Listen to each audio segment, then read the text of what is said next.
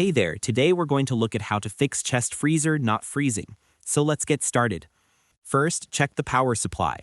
Over here, make sure the freezer is plugged in properly and the outlet is working. Try plugging another appliance into the same outlet to confirm it's not a power issue.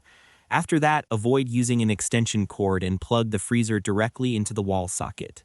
Then inspect the temperature settings. Over here, ensure the temperature control knob is set to the coldest setting. After that, wait at least 24 hours after adjusting because freezers take time to reach the new temperature. Next, clean the condenser coils. Over here, unplug the freezer and use a vacuum or brush to clean the coils located at the back or bottom. After that, check for frost buildup. Over here, if frost is covering the evaporator coils, turn off the freezer and let the ice melt completely. Then restart it and monitor if cooling resumes.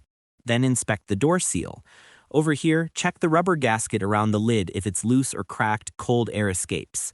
After that, close the lid on a sheet of paper. If it slides out easily, replace the gasket.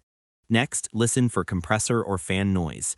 Over here, if the compressor is silent or clicking repeatedly, it may be faulty. If the fan isn't running, the motor might need replacement. After that, check the start relay or capacitor. Over here, these help the compressor start, and if they're faulty, the compressor won't run. A technician can test and replace them easily. Then, if the problem still isn't fixed, it could be due to a defective thermostat, compressor, or control board. Call a certified technician for further diagnosis. And that wraps it up. Appreciate you watching. See you in the next.